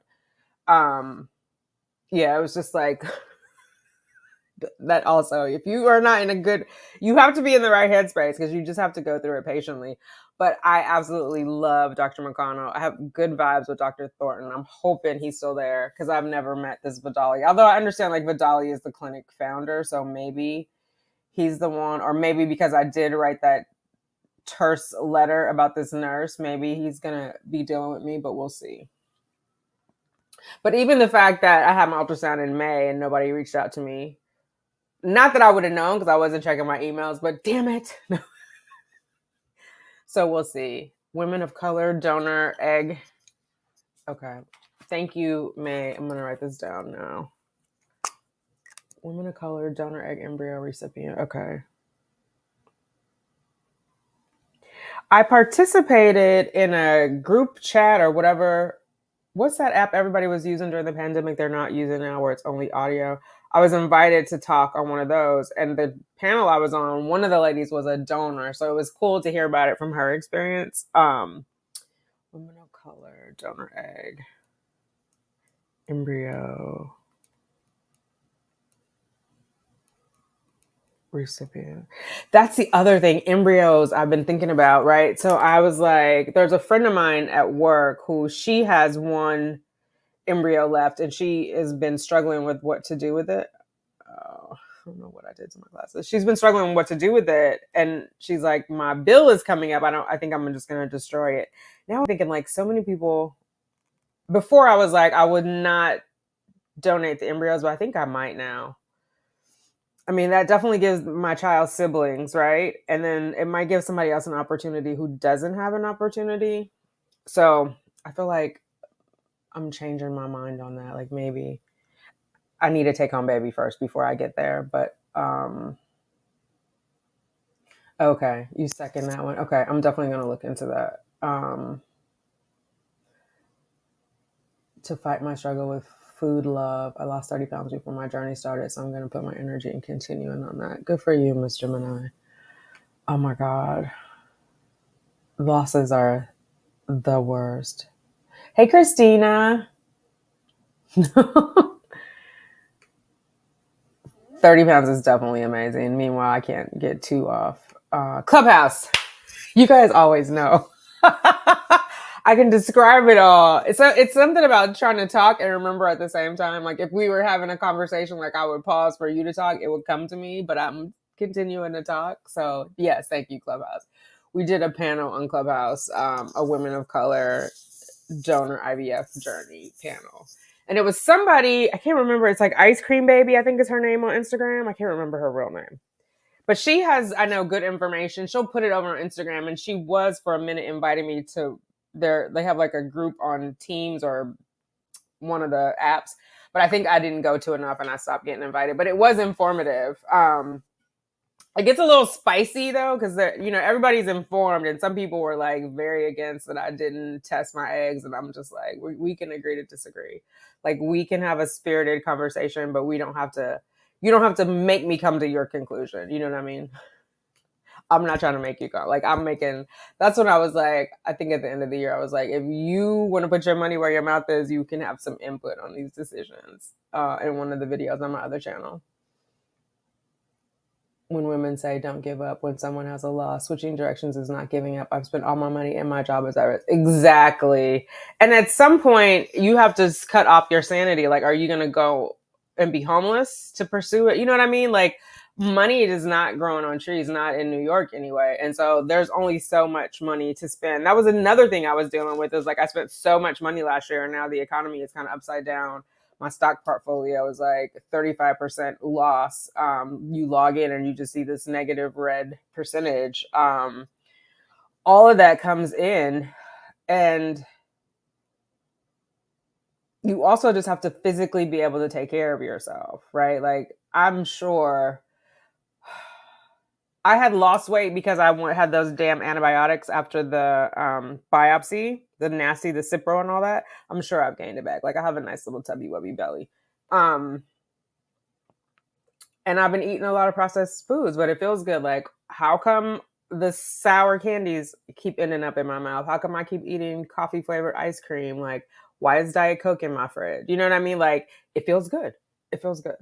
And so I know I have to cycle through all that before I do a cycle. Like, I'm trying to wean myself, but this is Diet Coke right here. I'm weaning myself off of all of that. But you can't just cut it off. And sometimes I like to eat my feelings. So all of those, and then I was basically homebound because of my anxiety. So I'm ordering food in, and even the food, like even the groceries I'm having delivered, I'm getting like, I got to shuffle to the microwave, pop it in, shuffle back to the room, or I don't even do that, and I'm just having tacos brought up. It's a lot. It's not about giving up. It's about taking care of yourself, protecting your peace, making sure you're in a good place. And what sense does it make if we drive ourselves crazy and broke? We get the baby, and then the baby has a crazy broke mom, potentially homeless. Like, make it make sense. Oh, you agree? Okay. Justice thinks that's crazy too. You want to say hi to the people? They're over there where you are. Say hi. Hi. No? You just wanted to growl at me? You want to look close to the camera? No, you don't. You see up here? Look up here. Who's that, Justice? Oh my God. She cracks me up. Sometimes I watch those goofy animal movies where, the happy ones. She'll just be barking, like trying to get their attention. There's one with these otters and something else. You like the other animals, huh? You like making friends on the TV? They never answer you though. They're so rude.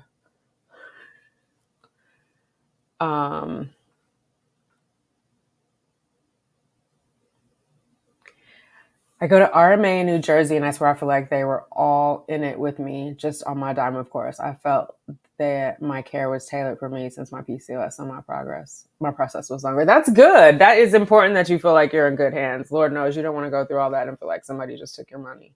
There was, I don't know if she's still trying, but there was another TTC sister who loved RMA in New Jersey. She ended up doing RMA and then also CNY, something with her insurance, but she did enjoy the RMA because I know when I had talked about the one, I didn't like the New York one. She was like, "Oh my God, I love the one in Jersey." There are some Clubhouse channels for IVF. Let me see if I can find them real quick. There's some.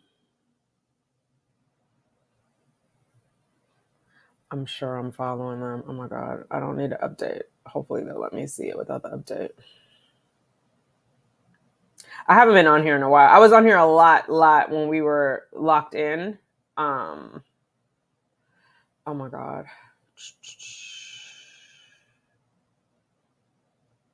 You know what? I'm not going to hold you. I'll put it in the description. I need to look through this because I'm not oriented. Do you need to get down? Do you need to go potty? Hold on, guys.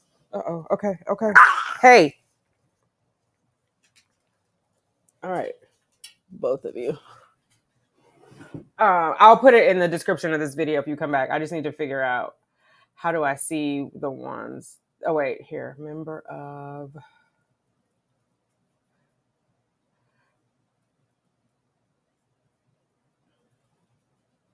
These are people I'm following. There's a Heidi Hayes, who's the founder of the Donor Egg Bank. Dr. Tiffany, who's a fertility specialist. Ajima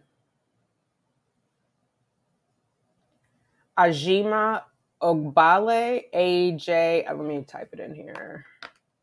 These are people who are doing advocacy, and they usually create groups. I don't know if there's like a separate room, but I follow them, and they'll send out like how I send out for this meeting. They'll be like this time and blah blah blah. Let me put it in here. Ajima.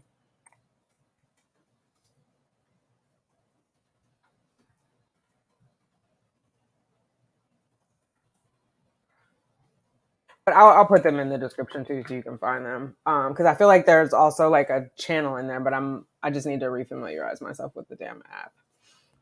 Oh yeah, Daughters of Hannah. Yes, I think that is the one actually that's what I spoke in was Daughters of Hannah. Yeah. Stock market, inflation, rate increases, and possible probable recession is a hot mess. Yeah, it has me nervous because then I'm gonna have a kid that I gotta get to daycare. I got the puppies that gotta go to, like, listen, I need those numbers to go back up. And they were so nice in like 2020 and 2021. Um, yeah, and I actually took out a credit last year, a lot of credit, because I was paying for all of those cycles. Like, the whole amount of the admin fee for the donor, which I actually paid in December, late December 2019, was on a credit card. So paying all those down, you know what I mean? Like, I just don't want to be cash poor. What was this? Intermittent fasting. Intermittent fasting is so helpful and helps with controlling my insulin. Yes. Oh, when I was in it to win it, it was really good for me. And then the carbs and the sugar craving came in. Like, when my anxiety was up, the sugar was, oh, it was good. I'm doing my monk fruit again instead of sugar in my coffee and whatnot. And the Diet Coke has no sugar. But I also have a loaf of bread over there. And like I said, I have some sweet tart candies that I like to eat. So I'm going to give myself grace. I'm going to ease back in there. But if you would have saw my cabinets 2 weeks ago, it was so far from keto.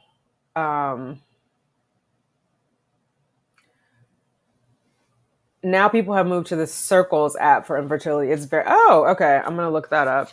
All this good information, Mailing. Do you have a channel? I'm going to need to follow you for all this tech support on fertility. Circles app.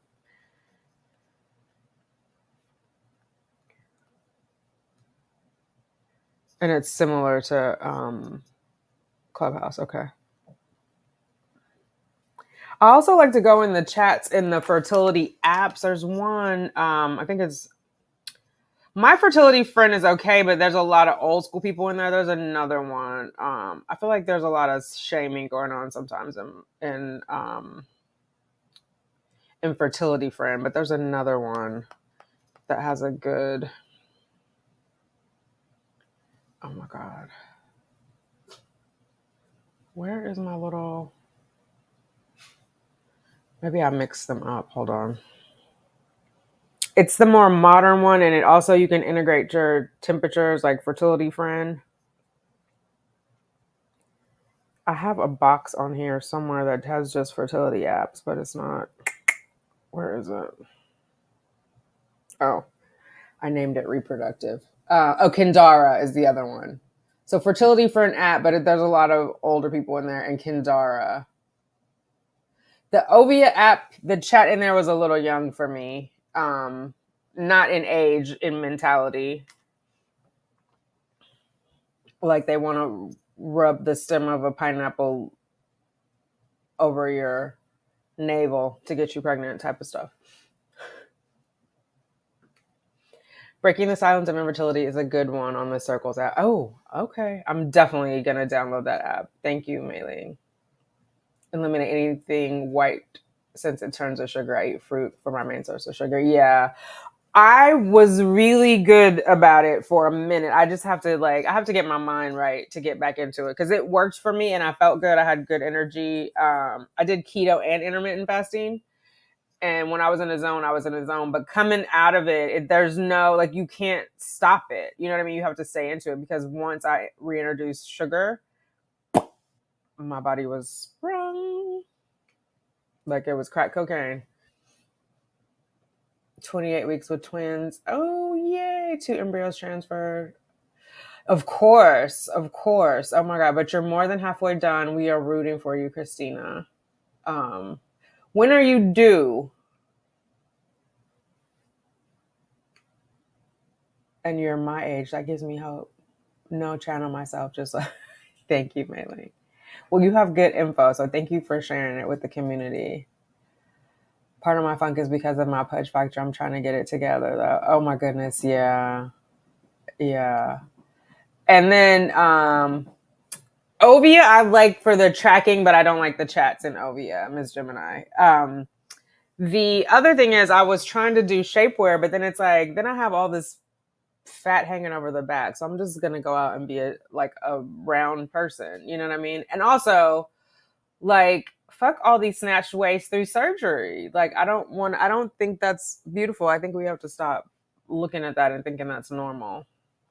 Um, yes, congrats to Christina. Absolutely. Yeah, I was the Ovia app. They do some crazy things in there. For a minute, and I know I said not young in age, but for a minute I was like, are these like punking people in here? Are these people really trying, or is that like they know that's not gonna work, right?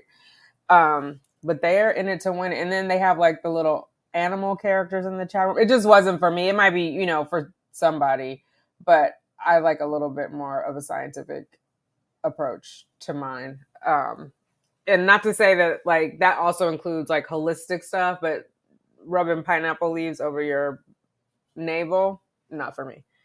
Um, End of September, but doctor thinks I'll go early. September. Okay, yay. Yeah, I think they say normally with twins you go a little bit early, and they might be like a little less weight than if they were full term. Lizzo's new shapewear, I think it's called Yitty. Oh my god, girl, you gonna have me looking this. I don't need to buy nothing else. Oh my god, I'll look. I need some shapewear that covers up all my back fat. The thing with shapewear is you pull it up, anything that's not in it is being forced out the other end. Do you know what I mean? So it's like, and then it was oh my god, what was it? I saw so Brat and her wife, I can't think of her wife's name. Anyway, her wife promotes something. Judy with the big booty Judy, who does the Colors hair product. She was promoting, I think it's like Bougie Hippie, a shapewear that has a thong on it, high waist. But baby, it's so constricted. You sit the wrong way, that thong is obliterating parts of your body that don't want to be obliterated. But it looks good in the clothing because then your butt is not all constricted, because that looks weird too. You know what I mean? The shape. I just been doing me right now and eating what I'm gonna eat, because I also feel like, am I punishing myself if I put on too much shapewear? Like, am I pretending?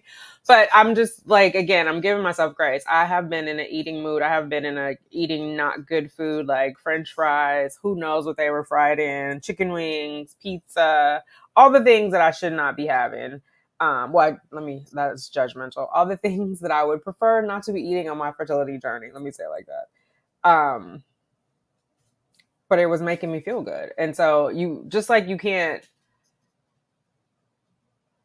well, I can't just turn the switch off and go completely back to, because now I've developed that addiction to like sugar and yeasty and greasy and ugh. Luckily I haven't been craving cheesecake, and I've been doing more ices, like the Italian ices, than the coffee ice cream, because it's warmer.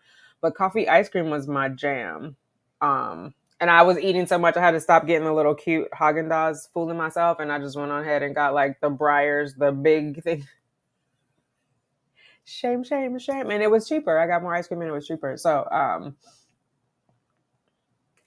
the ads are running all over IG. Big girls and smaller girls are feeling. I'm gonna have to look at it. I was on IG today and then a couple weeks ago, but I put it on where I silence the notifications so I don't get them. And then even when I come on, it's like silenced or it's suppressed for a while. Like it only shows it to me. But I'll definitely go look. I'm interested. I love me some Lizzo. I saw her, well, on the ads, they were replaying the BET Awards. I saw her in the audience, like in the set where Mariah came out, and then I saw her performing. Like, Lizzo is all the things. So, and I trust her. If she's wearing that shapewear and she's moving like that, I know it's not going to be like pinching and pulling and doing weird things in very sensitive areas. I will definitely check it out. All right, ladies, it is 8:50. I'm going to go feed the puppies. We've been on here for almost 2 hours. I appreciate you. I will be posting more over here. I don't know how frequently, so I'm not going to make that commitment, but I know this has kind of been dormant. And I have, like I said at the top, posted something on the members community page so we can do a Google Meet on Saturday. And then I'll try to get the Google Meets in the regular rotation. They're restricted to an hour because I canceled like the Google Meet subscription that I had. I'm trying to cut back on all my costs, but we can chop it up for an hour if you guys want to come on camera and we can talk, all talk, and not me talk and you guys type. So I always enjoy those. And I feel like it's a little more intimate because we know it's not going to be on the internet. We know it's not recorded. So we can say whatever the hell we want to say. I mean, I say whatever the hell I want to say, but I want to make sure you guys are comfortable because I know some of you guys don't want your business on the internet. So that's why the Google Meets are fun. All right, ladies, I love you. I'll talk to you later. Please remember to be kind to yourself. Take care of yourself. Miss Gemini, I'm thinking of you. I'm so sorry for your loss. Christina, I'm thinking of you. The take home babies are coming soon, and you are inspiring all of us older ladies. So thank you for sharing your story. And until next time, be well. Bye.